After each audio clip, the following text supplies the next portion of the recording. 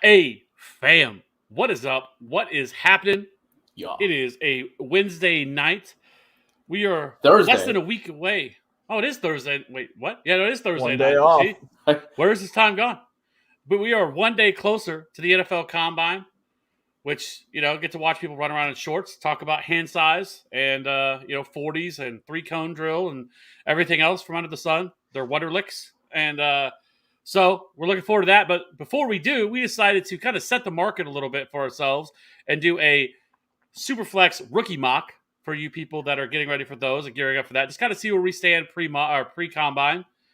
So, as always, joined with Cody, as always. And then we got Christian. Oh, no, I'm sorry. Nope. He's asleep somewhere. So I don't know where he's at. He was supposed to be here. So, no Christian. But we went to the bullpen and brought out Mariano Rivera. And we got Matt Giraldi in the house. Play the inner Sandman. Man, I'm lucky if I get some Carly Rae Jepsen playing for me, man. But I'll take it when I can get it. Fun fact. Hey, Fun fact. That was actually my wedding. The first dance I did with my wife. There was an acoustic version, and that was our wedding song. Call Me Maybe. I've learned information. I'm taking you with the last pick of this draft. Hey, at least I'm getting drafted. Touche. There you go. Mr. Irrelevant. But at least you got drafted. So, Walito, we are back. Well, we haven't went anywhere, Walito. I don't know what you're talking about. We've been here the entire time, creating videos, sweating away in the lab, creating videos. But yes, we are back with lives. We're going to continue to do these more frequently. So, with that being said, I think let's just jump right into this thing, shall we? We shall. Let's do it. So, we didn't do a coin toss or anything like that to see who gets the first overall pick. But, Giraldi, why don't you just start us off? The 101 of the SuperFlex rookie mock. Well, fortunately or unfortunately, I do not hold the 101 in any of my Dynasty leagues this year. But SuperFlex or not, I don't trust any of the fucking quarterbacks this year. So I go to the position that, it holds dynasty value. Give me the wide receiver 1. Give me Treylon Burks. I'm not messing around this year with. Normally, I would take a quarterback. I'm not doing that this year. I'm not taking a quarterback 1-1. I don't care the landing spot. No. I like that. Because, conventional wisdom says you should take a quarterback there, right? But I think in a draft like this, especially, whether it's SuperFlex or not, I think you should be, swinging for the fences here and not just taking a quarterback to settle for a quarterback, in my opinion, which doesn't seem to be the most conventional wisdom because a lot of people think that you should just take a quarterback no matter what. I would have taken Burks at 1-1 as well. I think it's also... This is the year that if you can trade down, do it. But you're gonna be hard pressed because landing spot will matter. But right now, if you're doing it pre NFL draft, there's a lot of variables in play for a lot of these guys. Yeah, if you want to take 2. Yeah, I'll take 2. I thought you were going to get them, but I will take one for the team here, and I will go with Breece Hall. Continue the run of non-quarterbacks and a SuperFlex. That would have been my 101, actually. If I had the 101, that's who I would have taken as Breece Hall. I think that he is just a step above everybody else in this class in terms of the running back position. He is still young, on the younger side, only 20 years old, so that is also a positive for him, much like Javonte Williams was last year. He's not like Najee coming out at 22. So I just absolutely love Breece Hall. I think he's going to test really well at the Combine. I think he's the most complete running back in this class, and he's put up monster, numbers really every year of his career at Iowa State. So I just love Breece Hall. So a really easy pick for me. That's who I was going to go if I had 101. So happy with that one. All right. Well, I will take the first QB off the board. I'm going to take Malik Willis. I'm with Giraldi. Like, I'm not sold on any of these guys, but with the athletic ability that Malik Willis has, there are questions about his accuracy. Played at Liberty. He did transfer from Auburn, so he did have some higher pedigree, but then went to Liberty, like I said. Accuracy, there's no questions about his arm strength, his arm talent, and his athletic ability. We just saw Jalen Hurts be a top 10 fantasy QB, averaging under 210 passing yards per game and just 26 total touchdowns. It's all about that rushing floor, and I think Malik Willis obviously provides that. So I'm going to take the first QB here, 103, Malik Willis. You think he goes top 15? That's the crazy thing about the quarterbacks this year, right? Like there's no one that I think he does. You know what I mean? I think we still get, maybe one or two in the top 10, but I don't think we see teams trading up to, first, second, third overall to take the quarterback. For sure. I think a lot of it too is also going to depend on, as far as the quarterbacks go, I think that it's going to really depend on what happens with free agency and trades, right? Does Aaron Rodgers get moved to the Broncos? Where does Sean Watson end up? So I think that's going to have a lot to do with what these teams do at the quarterback position and how much these guys may move up. I think there's going to be somebody that goes in the top 10. It happens every year. It sounds a lot like it could be Kenny Pickett. That's a lot of people are in love with right now, especially on the draft circles. And then you have, I think, obviously Matt Corral and Malik Willis. Feel like the top three guys have a real shot at going in the first round. Sam Howell has a outside possibility of going in the back end, but I just don't know. But we know for sure none of them are going to. I don't think any of them go in the top 5. No. It's funny that you mentioned Pickett though, because that's actually where I'm going with the next pick. Is I'm thinking, and I mean, call me crazy because I don't know if he lasts that long, but I mean, there's a situation where you can realistically say, does he land in Pittsburgh?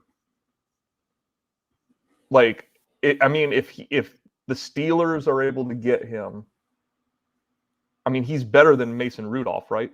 And like, they're probably not pursuing any of these veteran quarterbacks this year. Like, if I'm gonna go balls to the wall next season as a rebuild team with fucking Mason Rudolph, give me a rookie that has potential upside to be the best quarterback in this class. Because I mean, they're all essentially low bar. Exactly. But I mean, you keep this kid close to home. I just, I think that this is a situation where, and obviously it's wishful thinking with throwing him to the Steelers, but they need a quarterback, and I don't see them pursuing a vet. So they probably stranger things have happened. But apparently the Steelers love Malik Willis. That's the grumblings. They ain't getting him at what are they at? They're at 20.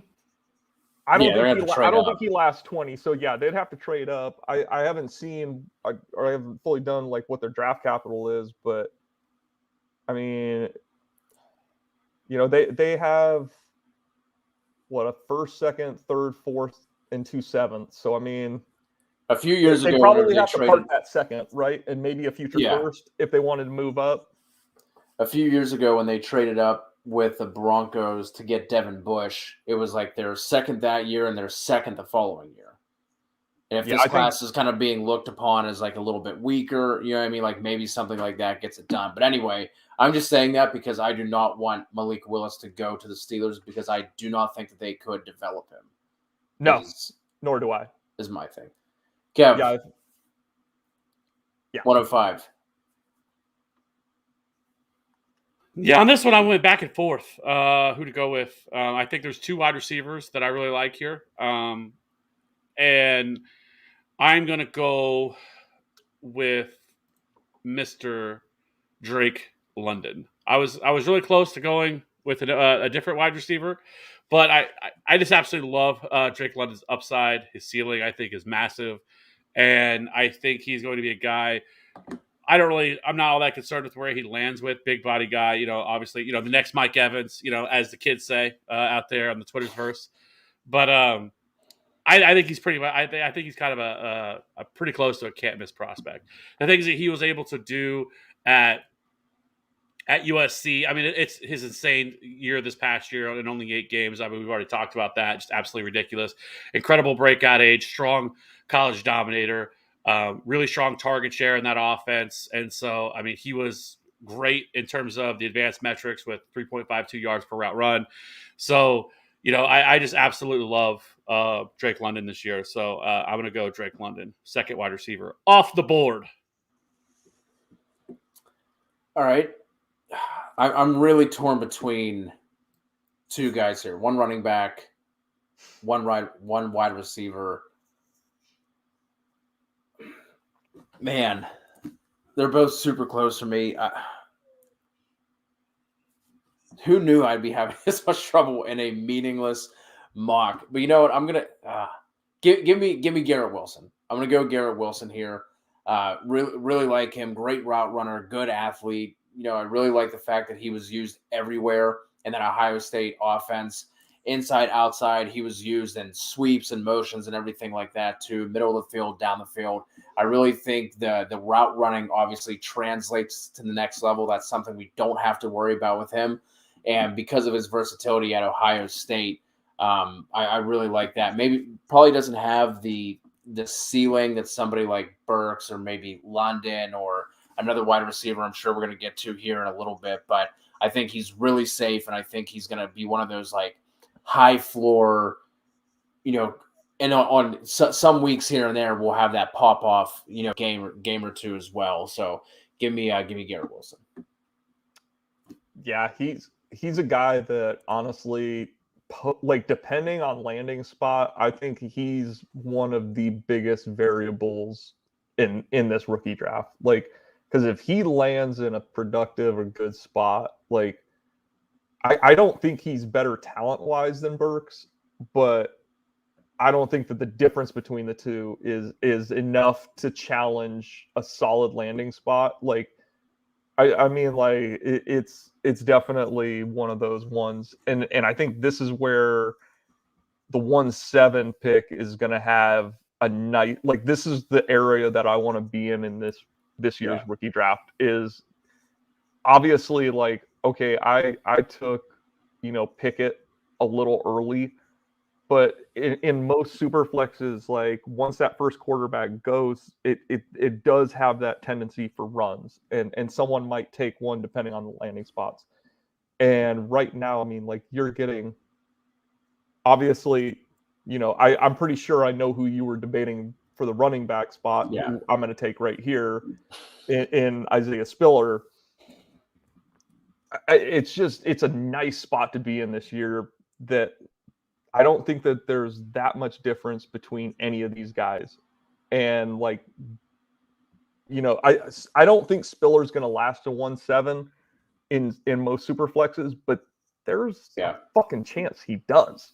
There is a legitimate chance he does if one quarterback goes in the top 6. One of these guys is going to be there, and yeah. Kevin, am I penciling you in with your next wide receiver?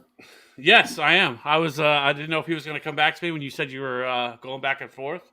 I wasn't sure. So I am going to get somebody who is probably going to fall because he's not going to be able to run the combine, and he's probably going to fall a little bit in the NFL draft because it's tore his ACL in the national championship game. And we can go ahead and pencil in Jameson Williams.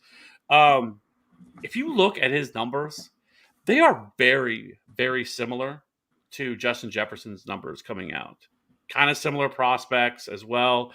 And so I love Jameson Williams. And I kind of said it, and I'm just going to keep speaking it into existence, that I hope the Kansas City Chiefs take him at 30. I've seen a lot of mocks with him going there at that spot. I would absolutely be in love because I think that he is going to be an absolute baller at the next level. I think had he not torn his ACL, I think he would be a lock for a lot of people at number 2. But I'm not that concerned. I think he does need to go to a team that's going to not try to rush him along. I think a team, especially in the back half of the first round, or maybe they can milk him along a little bit, not put too much on him. He doesn't really need to do a whole lot year one anyway, especially if he goes to a contending team. But I think he can be a steal for a team like that because I think had he not tore his ACL, we're probably talking about a guy that goes in the top 15 regardless. Had he not got injured when he got injured. But I just think he's an absolute baller, and it's really close for me between him and Drake London as my second quarterback or second wide receiver in this, in this upcoming NFL draft. You think he makes it that far though? I don't know. It just really depends. I think the ACL thing could scare some teams off. Not being able to see anything from him, through combine and stuff. Not that that's the end of the world. We've seen other players not do anything and still be fine with that. But I do think that the ACL thing is going to drop him a little bit and drop him past some of these other guys that are going to get more buzz through the NFL, through the combine, and through pro days, everything else. He's not going to be able to get to do any of those things. But I don't know. We'll see. I wouldn't be shocked because the thing with this draft, man, is it's so all over the place right now. Like I've seen Matt Corral as the first quarterback off the board. I've seen Treylon Burks the first wide receiver. I've seen Treylon Burks for some people mock him into the second round. Like it's ridiculous where like everybody is so all over the place with most of these guys. And so I think a lot of different things could happen here. I think we'll get a little bit more solidified as we go on, pay a little bit more closer attention to guys like Daniel Jeremiah and their mocks.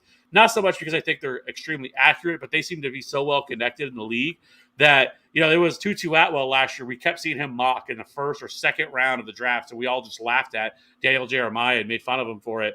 And where did Tutu Atwell go? In the second round. Like, he is highly, highly connected in the NFL. So guys like that, I think it's good to pay attention to see, because you can start to get a little bit of feel of where some of these NFL teams are feeling about these guys. Definitely. Kev, you just man, I messed this all up. You just mentioned his name. I'm going to go ahead and take the third quarterback off the board here. Give me Matt Corral. In a super flex, it's really hard to start passing on these guys once you get to this spot. I remember whenever Josh Allen came out, had the draft capital. I think even in some super flex leagues, he was going late second, third round in some spots just because of all the hate around him. So some of these guys are going to have, not necessarily Josh Allen-esque ceilings and outcomes, but they're going to be putting up even a mid-range QB2 is still going to be averaging 17, 18 points per game. And some of these other guys aren't going to be averaging that throughout, a 16-game, 17-game fantasy season. So with Corral, a good arm, back-to-back 3,300-yard passing seasons, had 500 and 600 rushing yards the past 2 years. So he does have a little bit of that rushing ability as well. But at this point, like I said, in a super flex, I can't pass on him. So give me Corral.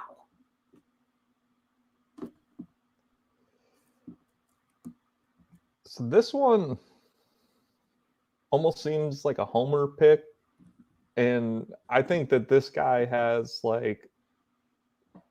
only polar opposite ends of the spectrum available.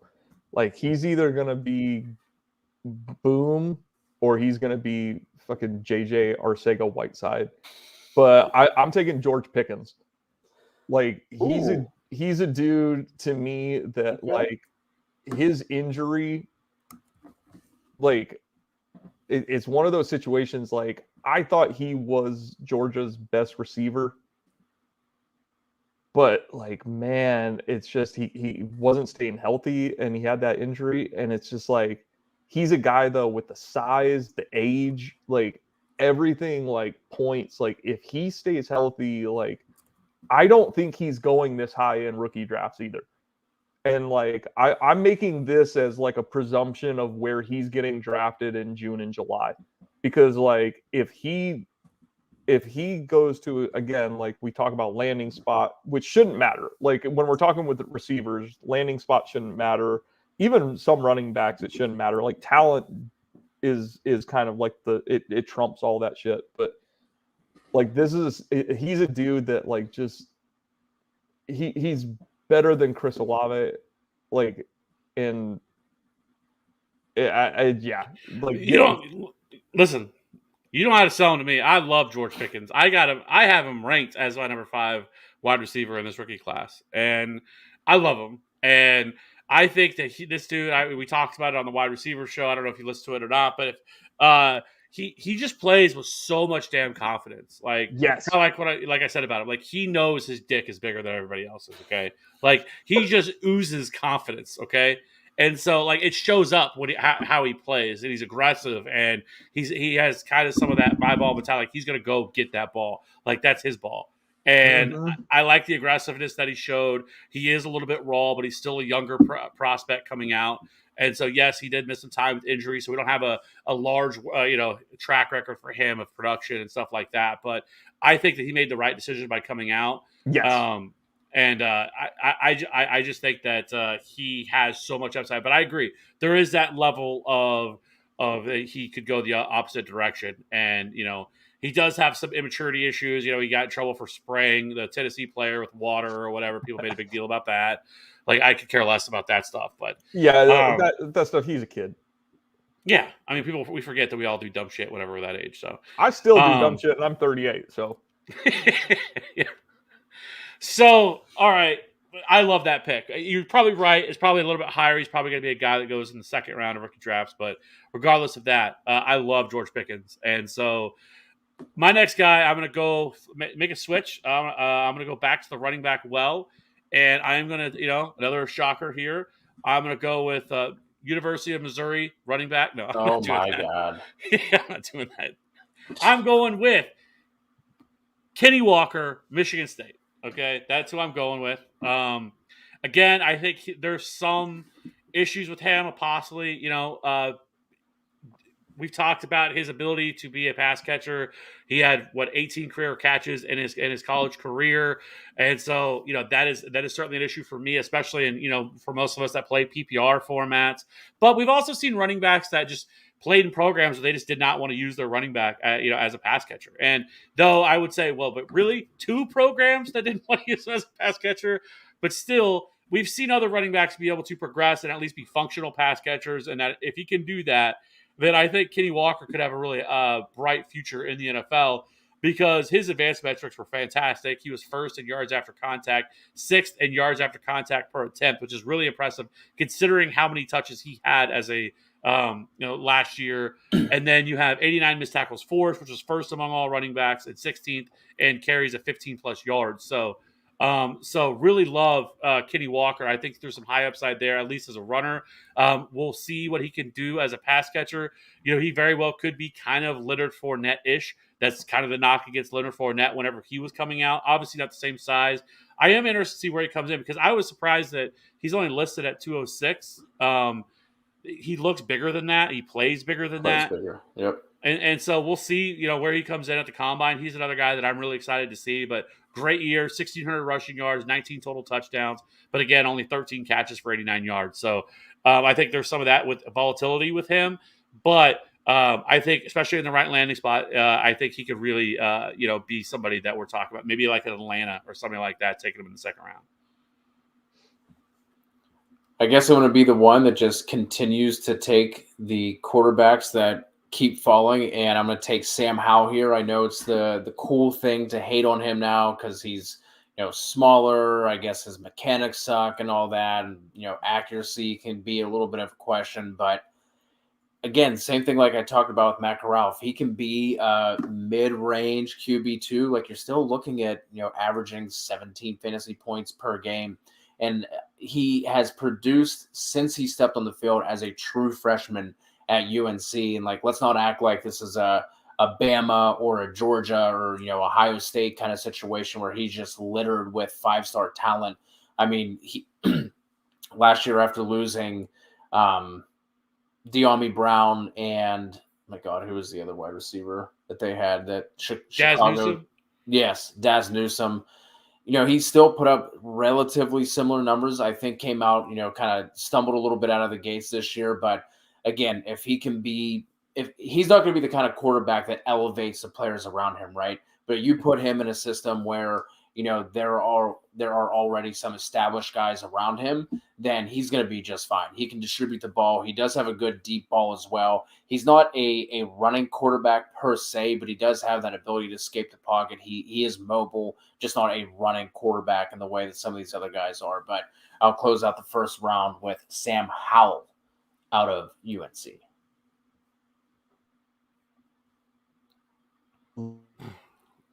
Yeah, I mean, I don't mind that. I think he's going to be somebody that's going to be interesting to see where he ends up. Is he a first round guy? If he falls past that, we'll see. I think some other quarterbacks that I don't know if they'll get taken here, but that could be interesting too. I think somebody like Carson Strong, they're starting to gain some buzz as well. That could be, he doesn't have any mobility. He's more of your classic, in the pocket type quarterback. He's not really anybody that's going to get out, uses a lot of his legs, but has a really strong arm. No pun intended. But I think somebody that could translate well to the NFL and be more of that throwback type quarterback, that you typically see. But he could be somebody that rises up and goes a little higher than I think people expect as well.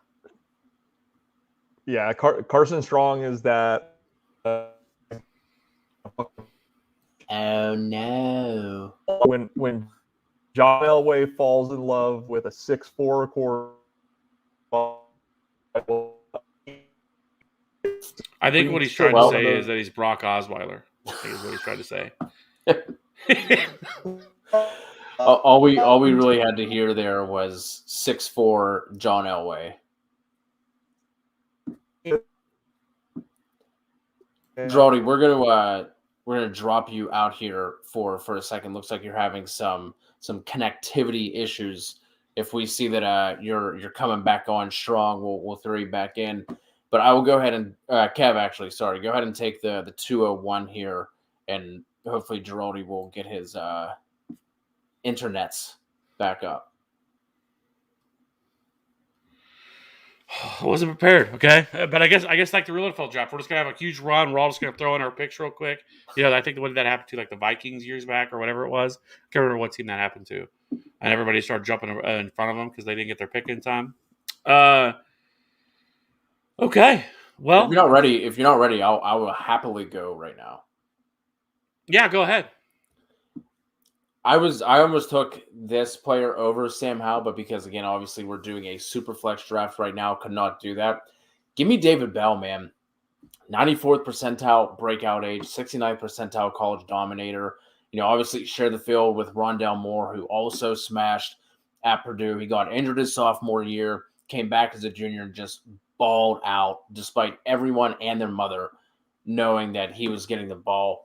Just really smooth wide receiver. He's not going to get the hype that some of these other guys are going to get, right? There's nothing extraordinary about his game. He's not, an athletic freak or anything like that, but just a really good football player, really solid all around, has no holes to his game that I can really see.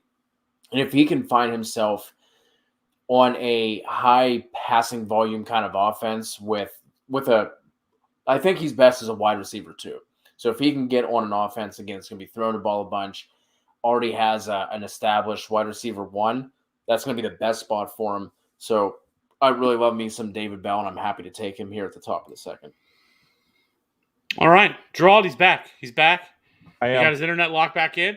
So you're up 202. For now. Who went 201? Just real quick. David Bell. That was 201? Oh, shit. I didn't miss anything? Nope. Wow. Well, okay. Then my pick wouldn't have changed. I'm taking Rachaad White from ASU.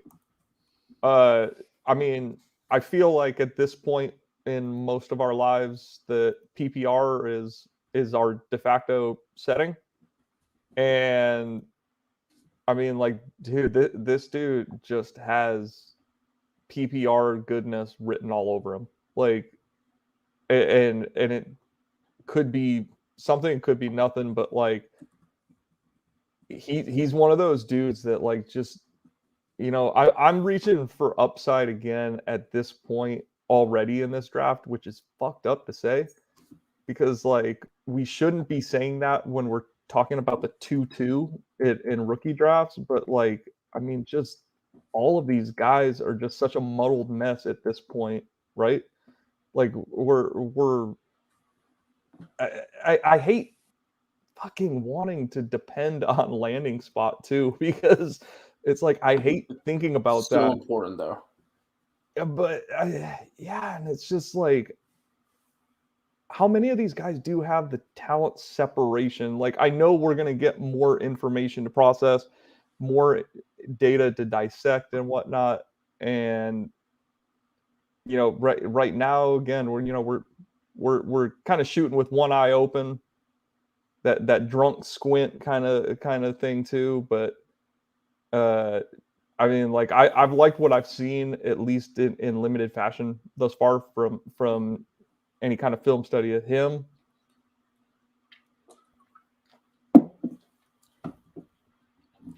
All right. Well, D-Bro I guess in the house. that leaves up. Yeah, D-Bro. What's going on? How you doing? By the way, we are we are going to get D-Bro on next month. In March, we got D-Bro coming on. He's going to stop dodging me. We're going to ask him hard-hitting questions like, is Taysom Hill still the franchise quarterback for the Saints? Because that's what he said. We're going to finally get him on and get that age-old question answered for D-Bro. So if you're still in there, just prepare for it. You got time to prepare. Don't ask and him then that. If we got a question, he is the Taysom Hill truther. Okay? Anyways, went down with the ship. If somehow Willis goes to a team like Pittsburgh, is he the 101?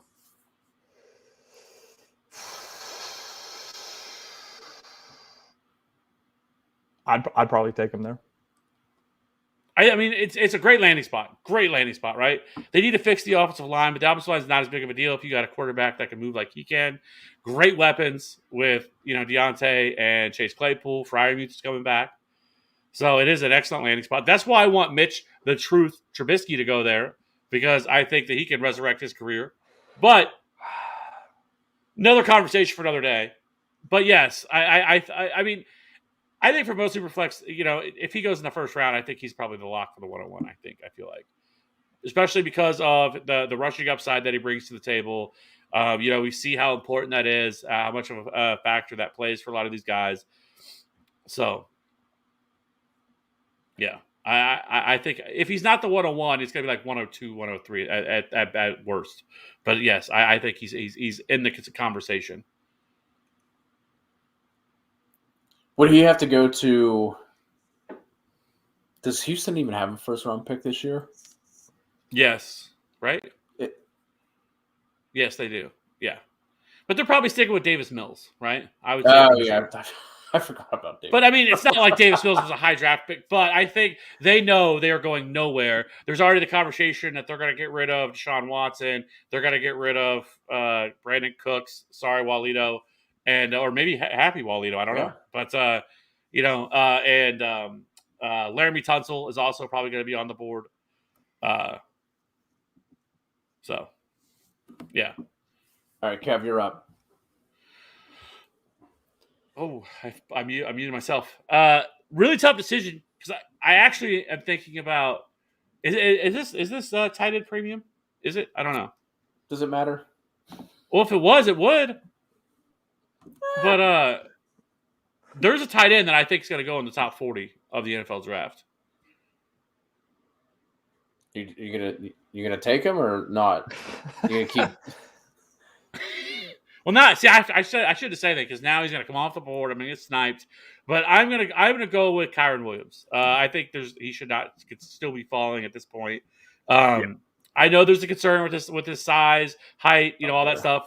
So we got to figure those things out because if he comes in at 190, we're gonna have a problem. But I think it's also possible he comes in at 200 plus, where which is funny because if he could come in at 198, people are gonna have a problem. But if he comes in at 203, people are gonna be okay. It's fine. It's cool. Right. It's just good. Like those couple of pounds matter. But regardless of that, Kyron Williams again has the ability. I don't think he's ever going to be a 3-down back, but I think he's somebody that can, shoulder 55, 60% of the load for an NFL offense, depending on where he lands. He's probably the second best pass catcher in this class. 42 catches this past year, 359 yards, 11% target share.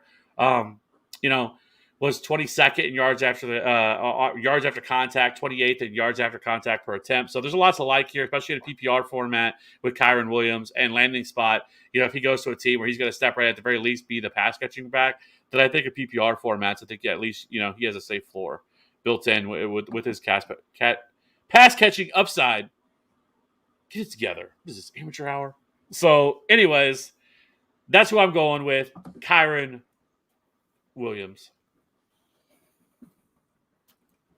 Kyron Williams would have been my pick if David Bell had not been there at the beginning of the second. I obviously really like Kyron. He's my RB4. So yeah. Are you going home? Are you going homer here?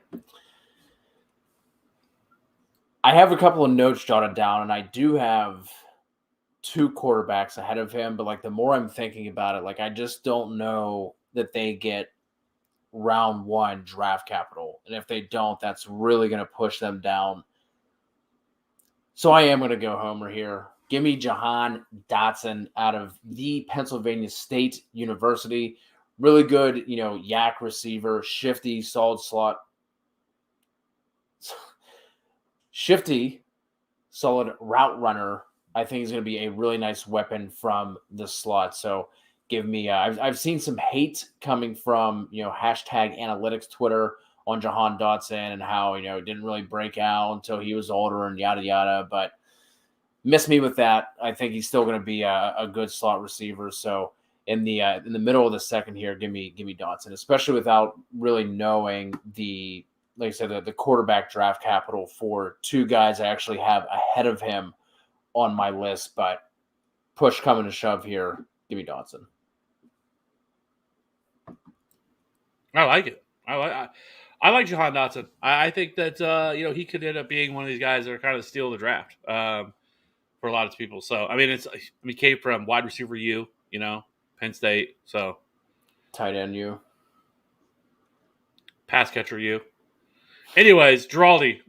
This is one of those situations where I would have lost my shit in a rookie draft based on everything that you just said, and I was targeting a dude with absolute similar interests. But give me Wan'Dale Robinson. I mean, man, if you want a guy that I think that draft Twitter and fucking Dynasty Twitter is going to lose their shit over the next couple of months, this is the dude that there's already some people alluding to the whole Deebo Samuel kind of possibilities here. Yeah. But this is one of those guys that even if you can flip him post rookie draft, the hype matters with stuff like that. I treat draft picks and rookie picks and stuff like just day trading stocks. Give me someone that I'm going to be able to build value off of hype. And I think this dude over the next couple months is going to start getting some massive hype. In particular too, because you have, what is it? The target rate per route leaders, he was second in 2021. He was, he's targeted so much at or behind the line of scrimmage like Deebo. So, I think you're going to have that base statistic kind of everybody's going to allude to it. But, yards per catch, it was going down, but you still have just the playmaking ability when the ball's in his hand. Give me guys that have the upside at this point too. I said on the wide receiver show, he literally looks like he's shot out of a cannon every time he leaves the line of scrimmage. Well, he didn't do much at Nebraska, right? Yeah. It was kind of this past year at Kentucky, all of a sudden just. How are you gonna feel about now if he comes in and he's 5'6"? Because I will say there's been some pictures of him floating around, and I'm like, that dude looks tiny. Like Yeah. I mean, 5'10" is a fucking lie. Okay, Kentucky. Yeah. That's one of the we talked about that on the wide receiver show. I don't know what colleges get out of lying about how big somebody is. Like when it comes, and especially when it's like drastic. I could see if maybe you were a tick off here or there, on height. But when guys listed at like 6'3" and they come in, they're like 5'10", I'm like, I don't know how we messed that up. I don't know how you messed that up. Hey, a lot of guys lie about 4 inches. That is true. That is 100% accurate. Hey. But who's on the top? Is it me? You know what they say, to give her 8 inches, I have to give it to her twice.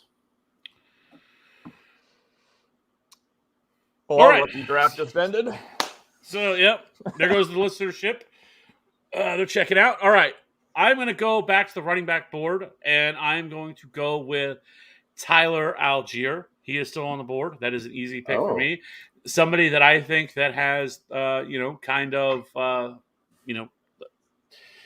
three down upside in him. Solid year last year, 1,600 rushing yards last year, 28 catches, 10% target share. Another guy that really popped in the advanced metrics, second in yards after contact, 10th in yards after contact per attempt, 6th in missed tackles forced, and also 12th and carries of 15-plus yards. So, like I said, kind of a freak athlete, former linebacker, turned running back. You can tell with his running style. And so I absolutely love Tyler Algiere. I think that we are higher on him here than most, than consensus. And if I can get him here this late in the draft, or at this far in the second round, I'm going to feel great about it. Somebody that I think that's probably going to go in the second round. He is a little bit on the older side. We'll be turning 22 right around when the season starts. But, as far as running back is concerned, we don't give a shit about that because, as long as they can get through the rookie contract, that's all we care about. So really love Tyler Algiere. Oh, you were going to go with another Tyler there, Kev.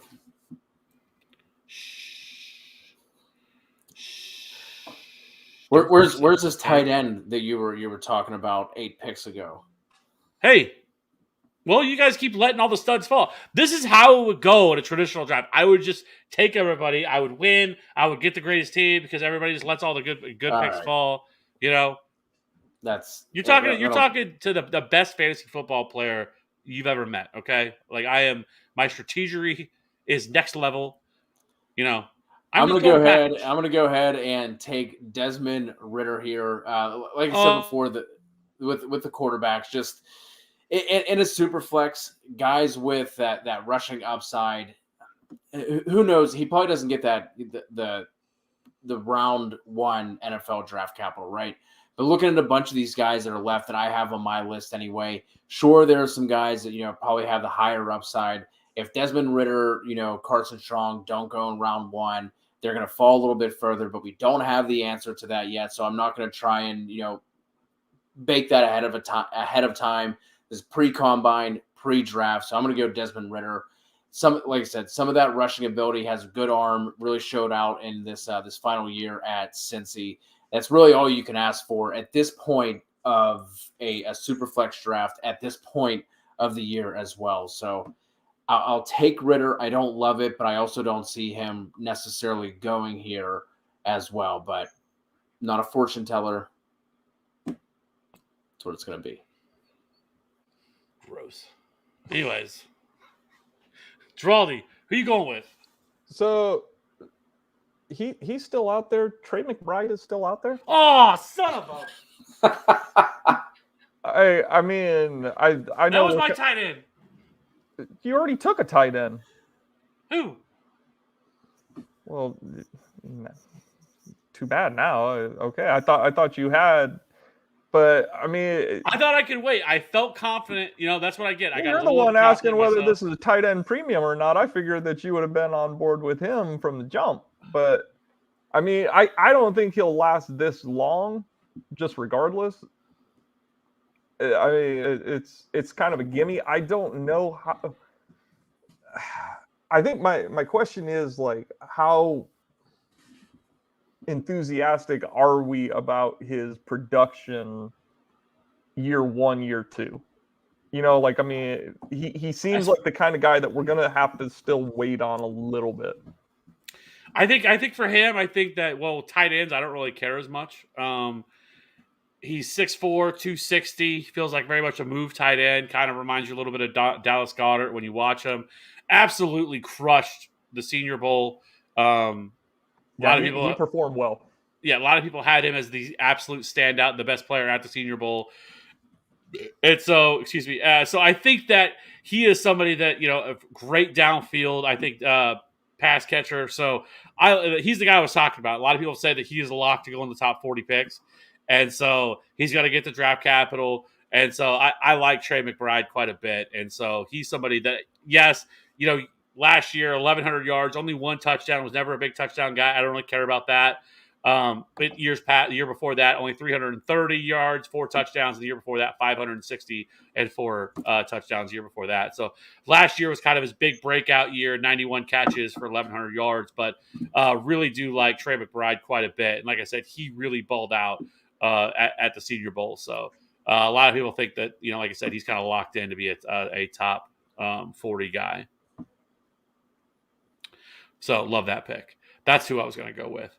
Was not expecting to get sniped, but it's what happens. It's what happens. You get too confident in yourself. You show up, you think you're the best, that you have nothing to worry about, and somebody pulls a fastball on you. So that leads me right down. Perfect. I'm up. So I'm going to go with who else? I mean, everybody knows who I'm going to go with here. I'm going to go with the Missouri running back, the guy who just doesn't get enough love. That is Tyler Beatty, absolute stud running back who is going to. He's going to get drafted higher than people expect, okay? Like I said, should have won the Doak Walker Award this past year.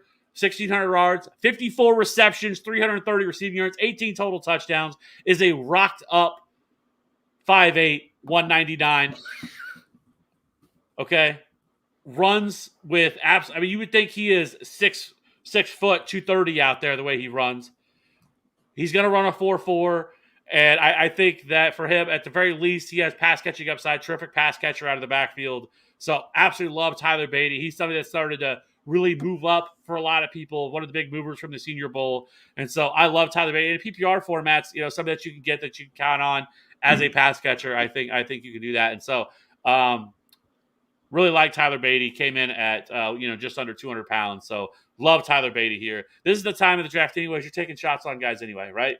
I feel like a lot of, all the big name running backs are off the board. Wide receiver. There's a few guys left here. One that I guess that we haven't picked yet. I assume he's going to go here soon. That's probably going to go in the first round of the NFL draft. But love Tyler Beatty.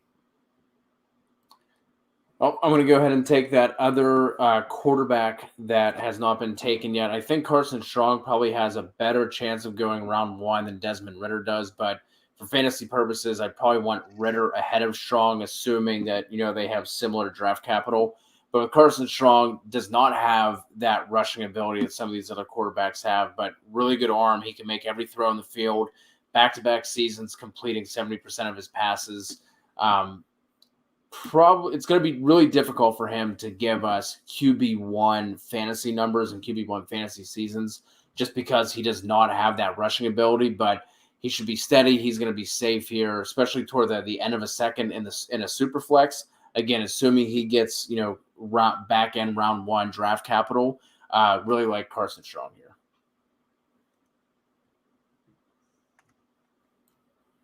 Yeah. I mean, I guess you're the quarterback whisperer. I mean, you just loaded up on all the quarterbacks, Hey, keep following, man. Superflex, snag them up.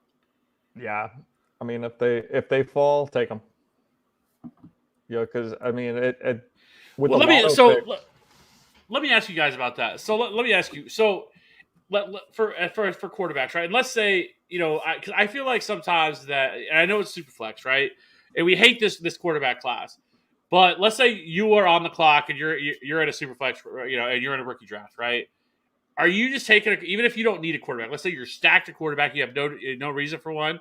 And would you take the quarterback despite that, just because it's a quarterback and it's Superflex, or would you look to trade out, knowing maybe somebody else you might not need a quarterback that you could move down a little bit, and acquire more assets, or would you just go with a guy that maybe you feel more comfortable with at that spot? I think it depends on what you mean by stacked at quarterback. Like, do I just have like 2 rock solid starters? Like, no question. Like, because you still want to have that third, potentially fourth quarterback, and then also depending on what the rest of your roster looks like, right? You know what I mean? Like, if I only have 2 and my QB2 is like I don't know, a Matt Ryan, or you know what I mean? Like, then I'm going to be obviously looking for quarterback, but I've played Dynasty long enough and seen guys like, Lamar Jackson and Josh Allen just keep sliding down the board because people don't think they're good, but they have the draft capital. They're going to get playing time. So it's really hard to pass on guys like that in Superflex with that position being as important as it is.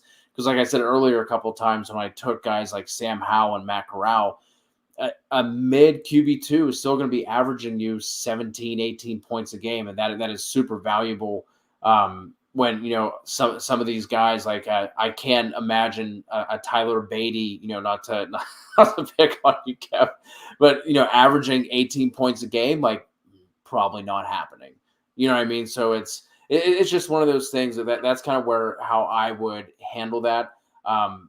And then also depending on what point of the draft, like the second round, like if I can, end up trading like a high end second for a following year's first, I'll do that all day. But it's something that's like, there's a lot of different factors that have to go into that question. Yeah, and D-Bro's spitting some important facts too in the chat with, draft capital, as well as the fact that in rookie drafts, like this is where you can get your Superflex quarterback for dirt cheap. Yep. Last year for me, in most, if not all, Superflex leagues that I was in, Davis Mills was a guy that I was taking. He was free. 4th round, yeah. He was free. Like, and I mean, knowing even what we knew in Houston last year, that was not fucking logical, man. They had Tyrod Taylor ahead of him, and that was it. Like, we knew last year at this time of year that Deshaun Watson was not going to play a fucking snap, right? Like, we knew that. And we're thinking Tyrod Taylor is going to play 16 games. Like, in a super flex, man, I'll take Davis Mills playing as shitty as he did. And he didn't play that shitty. That's the thing, is like, for a fantasy quarterback, even as an actual quarterback, he didn't play bad enough to where like he was terrible. Like, he had his moments, and it's like, I will take him over. I mean, what he scores better than 65-70% of your skill position players. Like, you're starting Davis Mills in a super flex over TJ Hawkinson last year, right? Like, hey, you're right. You look like that, and it's like that's what I'm saying. Like, and he's free, and it's like, if you're a terrible team that's still in the middle of a rebuild and you spent a free 4th round pick on a guy like Davis Mills, you can sell him to a contender last year, probably for a low second or a high second, and your return on your investment is at least better than you would have gotten at the time of the rookie draft, right? But even still, I would have held on to him at that point, because I mean, Houston, they're not fixing what's wrong with them with this draft class. I mean, honestly, they're in it's messed up, because I'm an Eagles fan. Is there really that much difference with the Houston quarterback situation than the Eagles are with Jalen Hurts? I mean, like, you're waiting to see. I obviously, I'm not saying Jalen Hurts is as bad as Davis Mills, but I'm saying, like, there's no reason for the Texans not to roll, Davis Mills out for all of next season. Like, I mean, what do they have to gain or lose? Like, no, I 100% agree. I think you can pretty much lock in Davis Mills as being the starting quarterback for the Texans next year. And so, yeah, I mean, I guess it makes sense. You want to take shot all these quarterbacks because their value's going to skyrocket, when things happen, injuries happen, things, stuff like that. So being able to move one of them, I I guess it's just jarring in a 2-round draft. But obviously we haven't had, because if I would assume if Desmond Ritter goes in the 3rd or 4th round of the NFL draft, Yeah. he is not going to. Yeah, he's going to be a guy you just take a shot on later in the 4th round, 5th round, or whatever your rookie draft. He's obviously not going to go in the 2nd, so we don't have to worry about that. So some of this is going to correct itself. Yep. With that, and so yeah, so I do agree with that. It's just a little bit jarring to see this many quarterbacks, but it makes sense. We don't have all the information yet, and so yeah. But anyways, who's up next? Giraldi with a 211. Well, I'm also gonna satisfy Cody on this one, and I will take the other, receiver that has been neglected in Chris Olave. Like he shouldn't. We're probably too low on Shouldn't it. have lasted this long. No, but- for sure.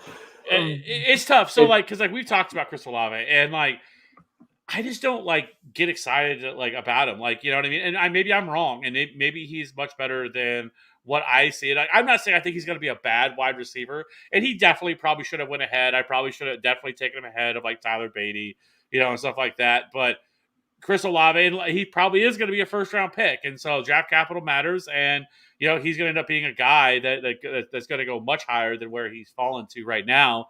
I feel like, but he just didn't excite me. He never had a year that I think over 1,000 yards, and production wasn't really great, but he was in a pretty stacked room. But, we've seen it other places that like Ohio State, like in Alabama, where we've seen a wide receiver kind of separate themselves and just ball. But regardless of that, we'll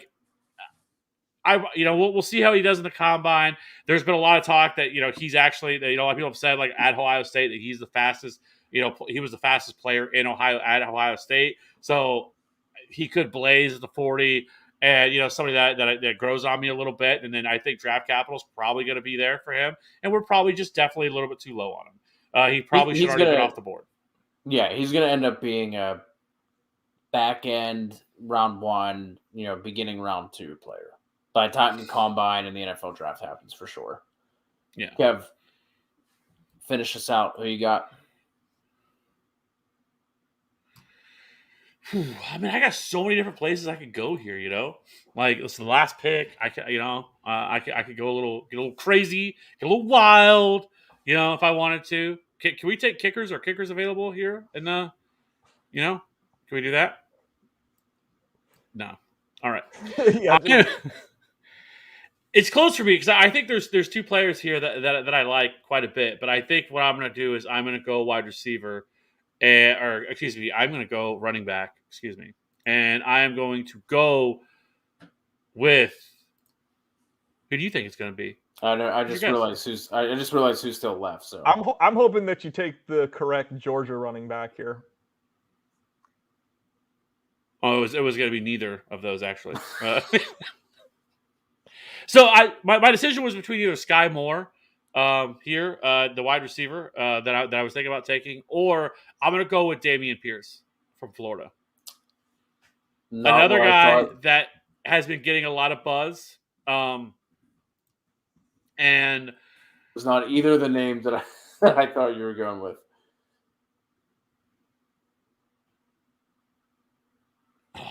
I fucked up. I already said it. I forgot who was on the board that I have higher than him. You know what? I'm changing my pick. I have the last pick. I can do that. I own this fucking brand. Mulligan. So give me Cincinnati running back Jerome Ford. That's who I want. I got a little excited. Anyways, absolutely love Jerome Ford from Cincinnati. He is somebody that we've talked about, that his athleticism I think is a little bit underrated. It took him a little while to break out, but transferred to Cincinnati and broke out in a big way. 1,300 rushing yards, 21 catches, 220 yards, 20 touchdowns. He was somebody that is super explosive, and actually coming out of high school ran a 10.5 100-meter dash in high school, which is very fast. And so I think his athleticism is a little bit underrated, and I think could go a little bit higher than a lot of people think. And so in terms of the NFL draft, has the size, has the requisite size to be a 3-down workhorse, is a decent pass catcher. And, he is, again, another guy that's a little bit older, but again, running backs, I don't really care. So Jerome Ford, that's who I'm locking in. So just to wrap this up, are there any other names, like next 2 or 3 names you guys have at the top of your list? I'll just throw out some. I know we didn't talk about this beforehand, so I'll throw out some names that have not gone yet, who I'd be looking at here at the beginning of the third. And then you guys can add on some names here, and we'll close this out. But Sincere McCormick, really like him at running back. He's going to be probably one of my favorite, late round 2, early round 3 running backs. Christian Watson, John Mechie really seems to be falling for. I don't really understand why he's falling. Went out, produced again at Alabama. Obviously, Jameson Williams is the guy who's getting the hype just because of the speed that he has. But I think John Mechie is going to be a really, really good slot receiver at the next level. And then I don't know if I said Christian Watson yet out of North Dakota State, and then Jalen Tolbert would be my next 4 in line. Not sure if you guys have any other names that you want to throw in here, just kind of as the next names up for you. I think for me, a running back that I want to see on draft day or draft days is Pierre Strong. To me, he is the dude that I think he's going to land in a good spot and he could see work his rookie season. He has good pass protection skills, and that's what gets you on the field as a rookie running back. And so if he lands in a good spot where he can, have minimal competition, or at least, even in a timeshare, you could see him be that kind of guy that I think he's going to be one of those dudes that I'm probably going to end up with on 80% of my teams in rookie drafts this year. Yeah, I don't mind him. I think some other guys, like I already mentioned, Damian Pierce, big riser from the Senior Bowl. A lot of people talked about him as being one of the best prospects there at the Senior Bowl. A lot of questions about his production. I think never had over 600 yards rushing in a season, but really showed well there. Really was able to, his last year only 574 yards, but 13 touchdowns, 19 catches. But like I said, somebody that's really rising quite a bit.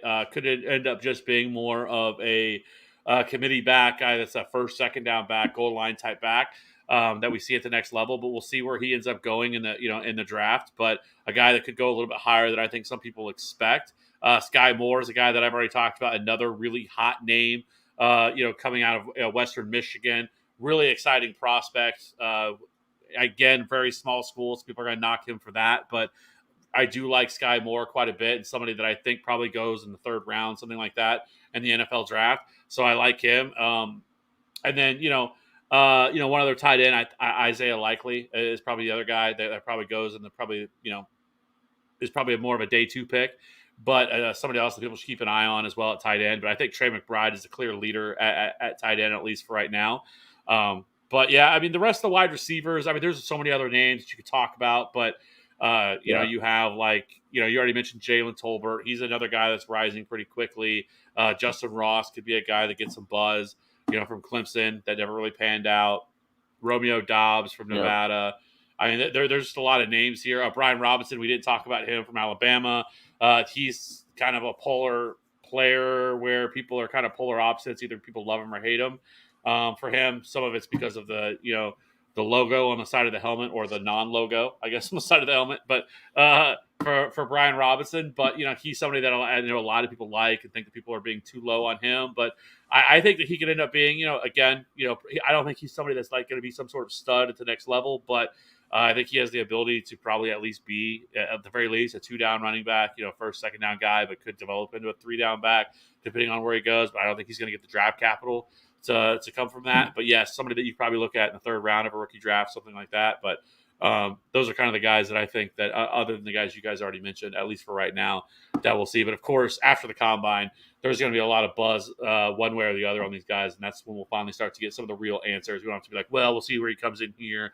What size is he going to be? Is he going to be over 200 pounds? Is he not? A lot of these guys. So we'll get those answers out of the way, and all we'll have left is the draft capital left. So for sure. Real quick, Giraldi, who was the correct Georgia running back? Who's your RB1 from Yuga? Oh, give me Cook. Give me Cook. Yeah, I don't trust Zamir's knees, but I think Cook. He's. I mean, again, I'm not taking him probably in the first 20 or 24 picks in a rookie draft. I just don't know if I've seen enough. The Dalvin Cook brother height can maybe account for something, but if I'm accumulating 3rd round picks this year in rookie drafts, I'll take him at 3-1. I'll take a shot on him for that. But yeah, I'll take Cook over Zamir. Zamir, I honestly probably don't want any of. I don't know if I can trust his health. Yeah, 12 ACL surgeries, I think. Shit, man, it seems like that. He's like Jay Ajayi. He doesn't have an ACL left. But hey, I enjoy doing this. We need to do a lot more of these. I love doing mocks. I think they're a lot of fun. I think maybe next time we'll do a 1 quarterback mock, and then we'll do another one of these, obviously with post NFL Combine coming up as well. So we'll have a lot more to talk about there. So, Giraldi, appreciate you coming on. It was a lot of fun. We'll definitely have to get you back on throughout the off season. Free agency is only a couple weeks away as well. So we'll start getting a lot of that. If Aaron Rodgers, it's like as the world turns with him, he's never made his decision, even though he said at the beginning that he was going to make it really quickly, and so that the Packers can figure out what they want to do. And yet here we are, 2 weeks left, and he still hasn't made a decision. And even though he decides to go on all these other shows and everything, and still says the same thing regardless. But congratulate to him for that 12-day cleanse that he went on. Good for him. He was doing a lot of throwing and shitting. But anyways. That being said, I appreciate you checking it out. Maybe next time we'll do an IDP draft. We could talk about, Kalen Thibodeau and Aiden Hutchinson and all that stuff. That's probably not going to happen, but, it's fun to think about. Regardless of that, hope everybody has a great weekend. We're almost to March, which is where we actually get some real NFL stuff. We get Combine, free agency, all that stuff. So keep it locked in here. We aren't going anywhere. We got a lot more content to come. I hope everybody has a wonderful evening. Bye.